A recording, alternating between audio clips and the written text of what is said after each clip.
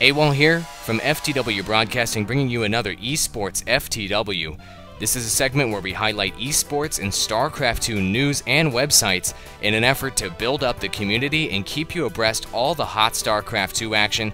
Let's dig right into it. In this edition of Esports FTW, we're going to recap MLG, Major League Gaming's inaugural Starcraft 2 season. It's been absolutely epic, so let's dive right into the first event of 2010. So, here we are, August 27th through the 29th. It was an exciting time for Starcraft 2 community as things kicked off Major League Gaming style. Yeah, that's right, it was in Raleigh. From a field of 64 players, 2 ended up heading to the top to face off in the finals. Hot Protoss on Protoss action for you. Huck versus Kibakaki. Though Kibakaki put up a good fight, Huck took down this best of 7 series 4-2.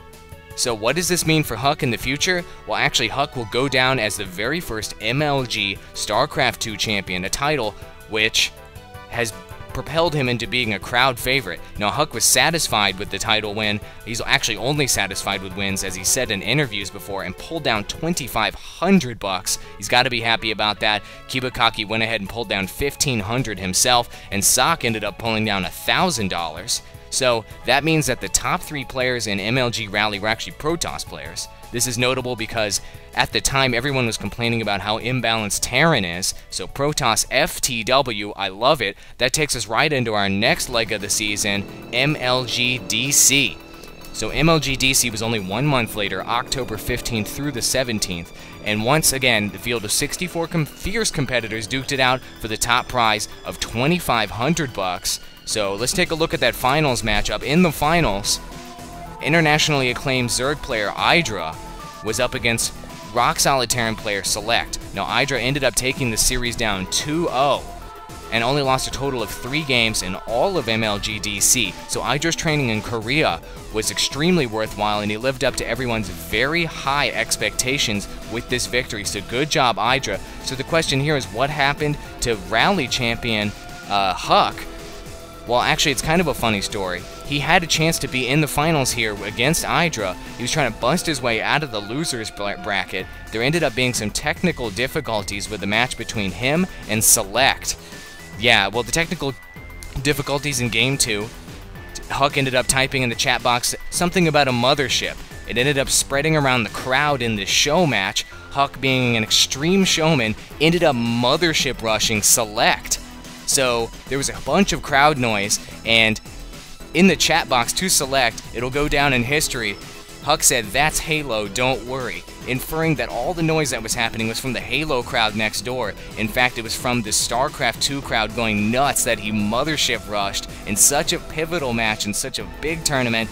Huck ended up losing, but he is a showman, so A+ for that. I wish he could get extra money for being a showman there. He made everybody very happy, so Huck, you rock with that mothership rush.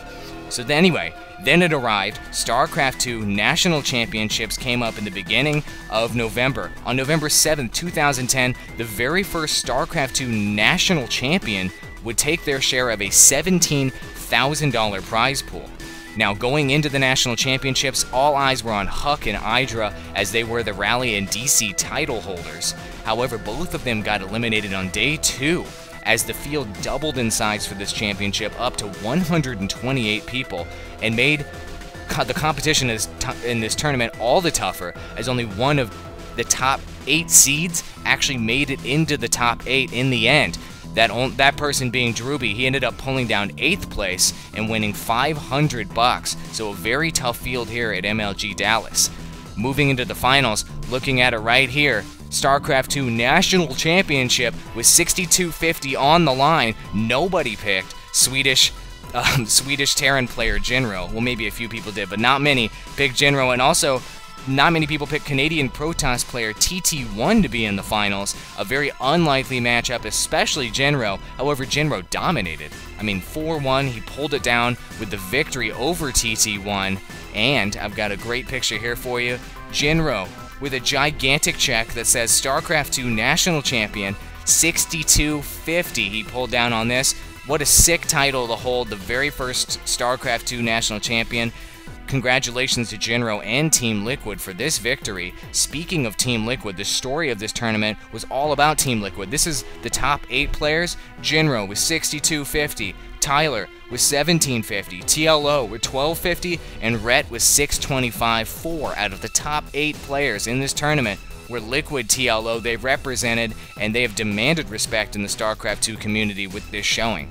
So, if you want to catch all the replays and all the action as it happened at MLG Dallas, head on over to sc2replay.com. I'm going to put a link in the video description below. Click on that. They've got replay packs for day 1, day 2, and day 3. Click that download button, and they're all yours to check out all day. So that's a great resource for you. So what an exciting 2010 Major League Gaming season. I loved it. I hope you did too. And so what's on the horizon for MLG in StarCraft 2? That's kind of what a lot of people are wondering. MLG has promised there will be a 2011 season for StarCraft 2, so we will bring you the details as they become available, so stay tuned to FTW Broadcasting for that. So, ladies and gentlemen, if you like what you've seen here, you can head on over to our YouTube channel. I'll put a little blue link up at the bottom of my monitor for you to go directly to our channel. You can check out our Esports FTW updates, as well as hot StarCraft 2 action and dual commentaries. Bring it all to you, folks. Thanks for watching, and we'll see you in our next cast.